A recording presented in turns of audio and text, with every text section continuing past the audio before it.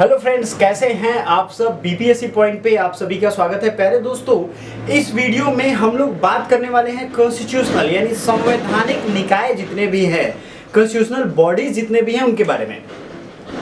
देखिए, ये एक ऐसा चैप्टर है, इसमें 20 चैप्टर्स आएंगे टोटल, संवैधानिक और गैर संवैधानिक में। आज से हम लोग शुरू कर रहे हैं। इससे एक एक दो क्वेश्चन इतने अच्छे अच्छे पूछे जाते हैं जिसको अगर ऑथेंटिक तरीके से पढ़ोगे आपका एक भी क्वेश्चन नहीं छूटेगा, आपका कॉन्सेप्ट क्लियर होगा, आपके एग्जाम में काम आएगा। यहाँ हमने आपके लिए एक डायग्राम बना दिया है बहुत ही अच्छा, ताकि आपको याद करने में आसान हो। और आपको वीडियो इसलिए लाइक करना चाहिए क्योंकि काफी ज्यादा मेहनत लगा है ये डायग्राम बनाने में। और अगर आपको इसकी स्क्रीनशॉट चाहिए या ये इमेज चाहिए तो प्लीज लेट मी नो, हमें जरूर बताएं आप, ठीक है। इसमें क्या है कि देखिए, कॉन्स्टिट्यूशनल बॉडी और संवैधानिक निकाय, पहले इसका कॉन्सेप्ट समझिए, क्योंकि एक एक चैप्टर, जैसे इसके बाद जो चैप्टर आएगा वो इलेक्शन कमीशन आएगा, यूपीएससी आएगा, national commission for SC ST backward classes, finance commission, controller and auditor general, goods and services tax council, advocate general, attorney general, special officer for linguistic minorities. इतने chapter मैं पढ़ाने वाला हूं, एक एक करके, एक ही टाइम पे आएगा, टेंशन आपको नहीं लेना है, ठीक है। तो अब चूंकि इसको समझना जरूरी है कि संवैधानिक निकाय होते क्या है। अगर संवैधानिक निकाय नाम से ही स्पष्ट है, जिनका जिक्र संविधान में हुआ है, जिनके बारे में बताया गया है कॉन्स्टिट्यूशन में, यानी कि उनके बारे में या तो आर्टिकल होगा या शेड्यूल होगा या पार्ट होगा, तब ही वो संवैधानिक निकाय माने जाएंगे। जैसे नीति आयोग, आपने सुना होगा, बहुत ही फेमस इंस्टीट्यूशन है। क्या उसका कोई आर्टिकल है, आपको याद आ रहा है तो मुझे कमेंट करके जरूर बताइएगा नीति आयोग का आर्टिकल क्या है।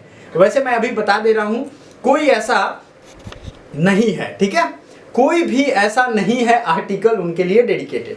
तो आपको ये समझना पड़ेगा कि कौन सा आर्टिकल यहां पे है, और वही पहला पहचानने का तरीका यही हुआ, या तो किसी एक्ट के द्वारा भी लाया गया हो तब भी वो आर्टिकल उसको डेडिकेट किया गया है, ठीक है। तो ये संवैधानिक निकाय में अब पहचानने का तरीका, जैसे यहाँ पे यूपीएससी और एसपीएससी मैंने लिखा है, union public service commission article 312 से 315, ये आपको पता है, इससे रिलेटेड है।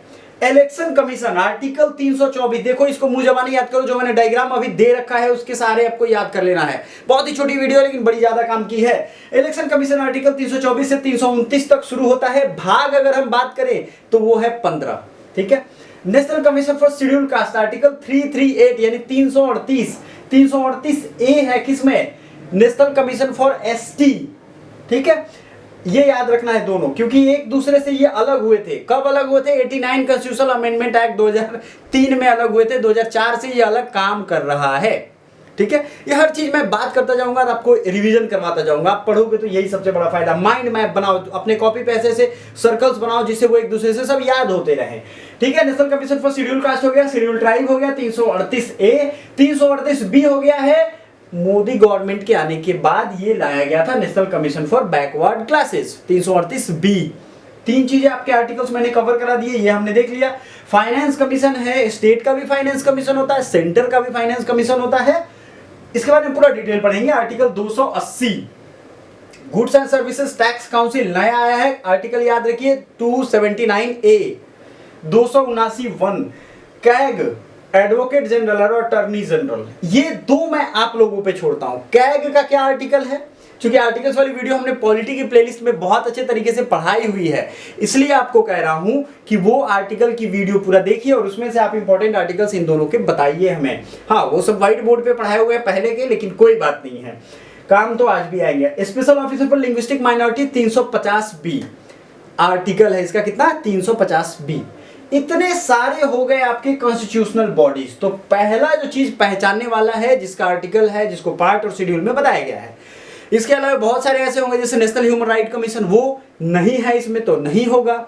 आपका नीति आयोग, वो एग्जीक्यूटिव रिजोल्यूशन से आया, उसका भी एक ऐसा हम लोग पढ़ेंगे चार्ट जिसमें ये चीजें आपकी क्लियर हो जाएंगी। आई होप ये आपको समझ आया होगा। इससे अलावे अगर कुछ और समझना चाहते हो तो लेट मी नो, हम नॉन कॉन्स्टिट्यूशनल का भी एक ऐसा ही पढ़ेंगे। और अगला वीडियो जो हमारा होगा वो होगा इलेक्शन कमीशन के बारे में। तो अगले वीडियो को जरूर देखिएगा, अगले इसी टाइम पे। Thank you so much.